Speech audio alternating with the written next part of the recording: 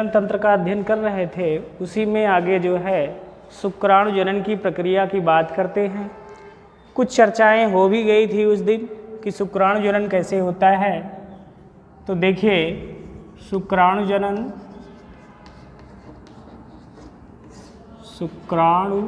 जनन में हम लोग देखते हैं कि जो टेस्टिस या वृषण होता है, वृषण उसके अंदर जब फॉलिकल स्टिमुलेटिंग हार्मोन का प्रभाव पड़ता है तो जो उसमें फॉलिकल्स बने होते हैं, संरचना आपने देखा था उस दिन भी और आज भी बना दे रहा हूँ। तो इन फॉलिकल्स में ये जो फॉलिकल संरचनाएं हैं ये FSH हार्मोन के प्रभाव में जब ये स्टिमुलेट होती हैं तो इसमें जो है प्राथमिक कोशिकाओं का निर्माण होता है। उन प्राथमिक कोशिकाओं को शुक्राणु जन कोशिका कहते हैं। शुक्राणु जन कोशिका कहते हैं। ये द्विगुणित अवस्था में होती हैं बच्चों, द्विगुणित अवस्था में होती हैं, अर्थात जिसको आप 2n स्टेज और डिप्लॉयड स्टेज कहते हैं, अब इसमें जो है शुक्राणु जन कोशिकाएं जो है, इन कोशिकाओं में अर्धसूत्रीय विभाजन होगा। अर्धसूत्रीय विभाजन होगा।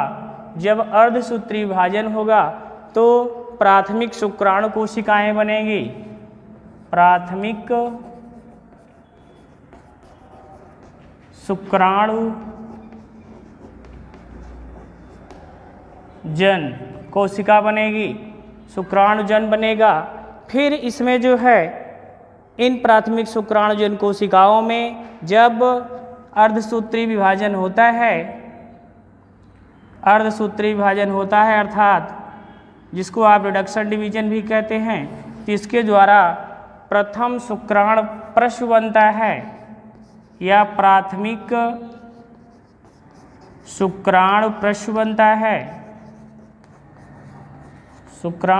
बनता है। ये अगुणित अवस्था में होते हैं, अर्थात n स्टेज। फिर इसमें विभाजन के फलस्वरूप द्वितीयक शुक्राणु प्रश्न बनता है। द्वितीयक शुक्राणु प्रश्न बनता है। अब इस समय जब द्वितीयक शुक्राणु प्रश्न बन जाता है तो इस समय समस्त कोशिकाएं इसमें अगुणित अवस्था में होती हैं, अर्थात इसमें नंबर ऑफ क्रोमोसोम प्रत्येक सेल में 23-23 होता है, प्रत्येक कोशिका में 23-23 होता है। अब इन्हीं को शुक्राणु कहा जाता है। अब इन्हीं कोशिकाओं को शुक्राणु कहा जाता है। मतलब तात्पर्य ये हुआ कि इस तरह से वृषण में होने वाली घटनाओं के फलस्वरूप 2 बार विभाजन होने के उपरांत शुक्राणु जन कोशिका से प्राथमिक शुक्राणु जन बनना, फिर प्राथमिक शुक्राणु जन से शुक्राणु जन का निर्माण होने के बाद प्राथमिक शुक्राणु प्रश्न बनना, फिर उसमें जो है विभाजन के फलस्वरूप द्वितीयक शुक्राणु प्रश्न बनना। द्वितीयक शुक्राणु प्रश्न जब बनता है तब उसमें नंबर ऑफ क्रोमोसोम 23-23 होता है और उसी को शुक्राणु कहा जाता है। अब इस तरह से वृषण कोशिकाओं में शुक्राणु बनने की क्रिया को शुक्र जनन कहा जाता है या शुक्राणु जनन कहा जाता है। तात्पर्य ये पूरी प्रक्रिया जिसके फलस्वरूप शुक्राणु का निर्माण हो रहा है उसी को शुक्राणु जनन कहा जाता है। अब जब शुक्राणु जनन की बात हो जाती है तो शुक्राणु जनन के बाद शुक्राणु बन गया। अब जो है हम देखेंगे वीर्यसेचन या शुक्राणु का निषेचन। जो टॉपिक होता है वीर्यसेचन, जब शुक्राणु बन गया है तो अब कैसे शुक्राणु जो है निषेचित होता है। जिसको हम लोग वीर्यसेचन कहेंगे। क्या कहेंगे? वीर्यसेचन। उसकी बात करते हैं, जिसको स्पर्मेशन भी कहा जाता है इंग्लिश में, वीर्यसेचन, वीर्यसेचन। अब होता क्या है, जो इसमें शुक्राणु बन गए हैं, शुक्राणु जो है सर्टोली कोशिकाओं, सर्टोली कोशिकाओं, सर्टोली कोशिकाओं में प्रवेश करते हैं। सर्टोली कोशिकाएं जो होती हैं उनमें ये प्रवेश करती हैं। तो शुक्राणु का जो है शीर्ष वो सर्टोली कोशिका में अंतः स्थापित हो जाता है और अंत में जिस प्रक्रिया द्वारा शुक्राणु शुक्राणुजनन नलिकाओं द्वारा वीर्यसेचित होता है या शुक्राणु शुक्रजनक नलिकाओं से मोचित होता है, रिलीज होता है, उस प्रक्रिया को वीर्यसेचन कहा जाता है। मतलब शुक्राणु सर्टोली कोशिकाओं द्वारा शुक्रजनन नलिकाओं, शुक्रजनन नलिकाओं द्वारा मोचित होना, मोचित होना बेटा, या इसको इंग्लिश में रिलीज कहा जाता है, रिलीज होना, रिलीज होना अर्थात वहाँ से निकलना या प्रस्थान करना। मतलब शुक्र नलिकाओं से, शुक्र जनन नलिकाओं से शुक्राणुओं का रिलीज होना या निकलना, यही घटना जो है वीर्यसेचन कहलाती है। यही घटना क्या कहलाएगी बच्चों? वीर्यसेचन। मतलब ये है कि शुक्र जनन नलिकाओं से शुक्राणुओं का डिपार्चर होना या प्रस्थान करना ही शुक्र जो है वीर्यसेचन या स्पर्मेशन कहलाता है, वीर्यसेचन। या इसी को बेटा अंग्रेजी में स्पर्मेशन कहा जाता है, मिएशन। ये घटना हो गई स्पर्मेशन। अब स्पर्मेशन के बाद क्या होता है? स्पर्मेशन होता है, फिर बात आती है स्पर्मेशन की आगे की घटना, ये कहलाती है आपकी शुक्राणु जनन प्रक्रिया की अवस्था। मतलब ये है कि शुक्राणु जनन की प्रक्रिया कब होती है, मनुष्य के जीवन काल में किस उम्र की अवस्था में ये होती है, तो उसी को नाम दिया गया है शुक्राणु जनन क्रिया की अवस्था। अब हम लोग बात करेंगे कि शुक्राणु जनन क्रिया की अवस्था। तो देखिए यहाँ पे हम बताने चल रहे हैं शुक्राणु जनन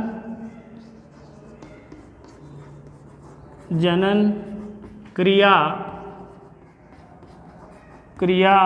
की अवस्था।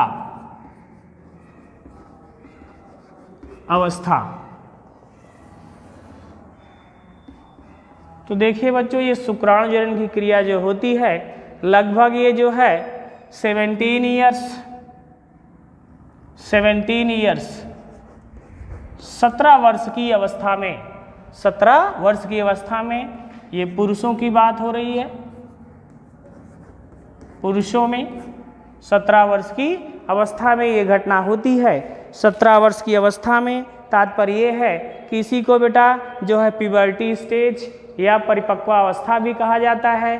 तो इसमें क्या होता है, शुक्राणु किशोरावस्था में कुछ विशेष प्रकार के हार्मोन्स रिलीज होते हैं जिनको गोनाडोट्रोपिन हार्मोन कहते हैं। किशोरावस्था में, किशोरावस्था, इसी को बेटा आप अंग्रेजी में प्यूबर्टी स्टेज भी कहते हो, प्यूबर्टी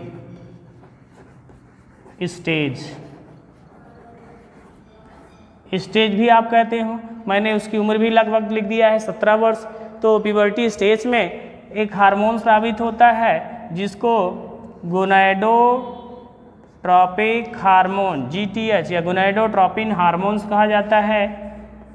गोनाडोट्रोपिन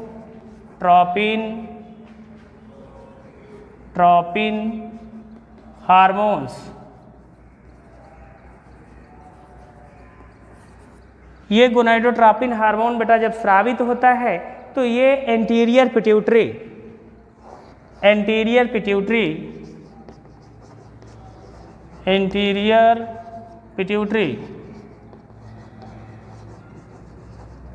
या बेटा इसको अग्र पिट्यूटरी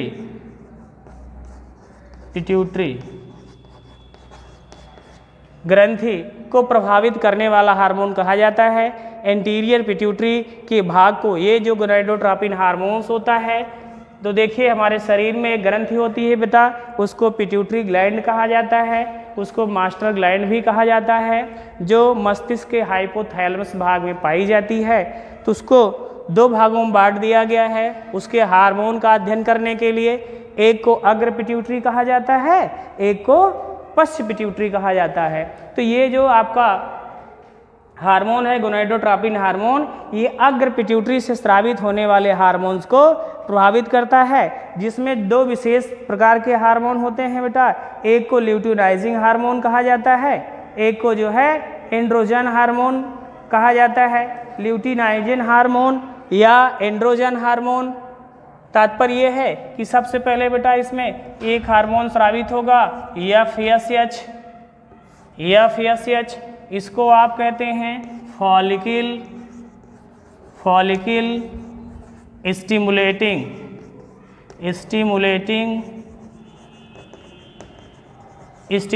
हार्मोन्स। सबसे पहले ये स्रावित होता है। ये क्या करता है, जो टेस्टिस कोशिकाएं हैं उनमें उपस्थित फॉलिकल को स्टिमुलेट करता है शुक्राणु निर्माण के लिए। किसके लिए? शुक्राणु निर्माण के लिए ये फॉलिकल स्टिमुलेटिंग हार्मोन उनको स्टिमुलेट करता है। फॉलिकल स्टिमुलेटिंग हार्मोन जब अपना कार्य कर लेता है तो उसके बाद वहाँ पे फॉलिकल का निर्माण हो जाता है। तो उन फॉलिकल को उस स्थान से हटाने के लिए एक हार्मोन और कार्य करता है जिसको LH हार्मोन कहा गया है। आप इसका पूरा नाम है ल्यूटिनाइजिंग हार्मोन।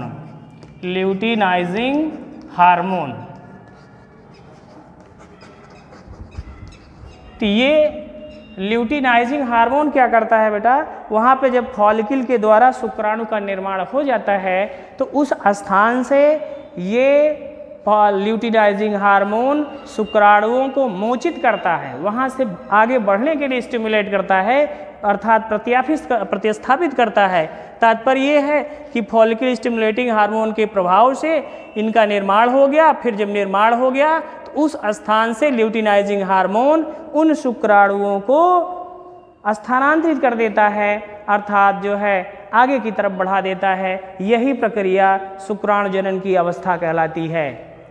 मतलब जिसको हम लोग मैंने मान लिया कि 17 ईयर्स में है, लगभग मनुष्यों में ये किशोरावस्था कहलाती है, प्यूबर्टी स्टेज कहलाती है। उसमें एक गोनाडोट्रोपिन हार्मोन स्रावित होता है जिसका कार्य है एंटीरियर पिट्यूटरी के दो हार्मोन्स, फॉलिकल स्टिमुलेटिंग हार्मोन और ल्यूटिनाइजिंग हार्मोन, दोनों को जो है मोटिवेट करना, जिसके फलस्वरूप फॉलिकल के द्वारा स्पर्म का निर्माण होता है। फिर स्पर्म निर्मित हो जाता है तो ल्यूटिनाइजिंग हार्मोन के प्रभाव से अपने स्थान से विस्थापित हो जाता है। इसी कंडीशन को शुक्राणु जनन क्रिया की अवस्था कहा जाता है। तो इस तरह से आज का टॉपिक जो था हमारा वो कंप्लीट हुआ। अब नेक्स्ट डे हम लोग जो है